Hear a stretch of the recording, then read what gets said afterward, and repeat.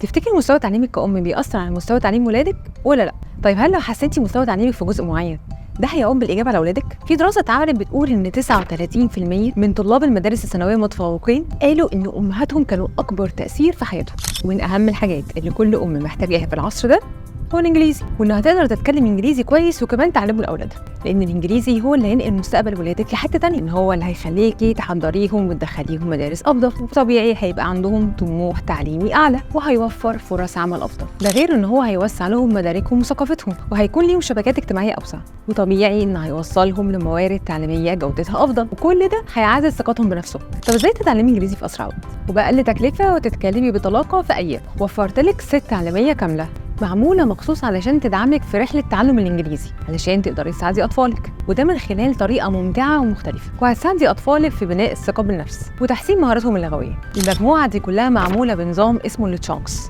وطريقة التشانكس دي بيرشحها علماء اللغة اللي بيتكلموا أكتر من 20 لغة مختلفة في نفس الوقت.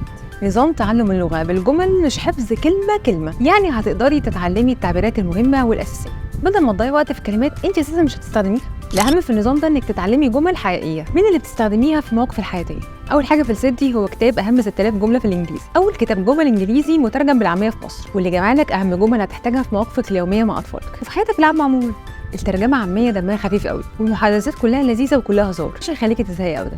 كل حاجه مسجله بالصوت علشان تعرفي النطق الصحيح وتعلميه وتكلمي بيه ولادك. الست كمان فيها كورس خريطه جرامر، وده كورس فيه اهم الازمنه وكل حروف الجر اللي احنا بنحتاجها في الكلام في الانجليزي، والكورس كمان معاه كتاب فيه اكتر من 2000 سؤال معدي بيهم على كل الازمنه وكل حروف الجر، ده غير كمان في الاخر جدول شامل كل تصريفات الانجليزي الشاذه، هيسهل عليك الجرامر اللي كلنا بنستصعبه، واللي كمان هيساعد ابنك يكتب باراجراف بشكل صح ومظبوط. الست كمان فيها باكلت انترفيو مدرسه الام والاب عشان تنجزوا فتره الحضانه والمدرسه. استثمري في نفسك علشان خاطر اولادك، واشتري كتابنا ومجموعتنا التعليميه دلوقتي، وابدأي رحله تطوير النفس واكتشفي الفرق اللي ممكن تعمليه في حياتك وفي حياتهم.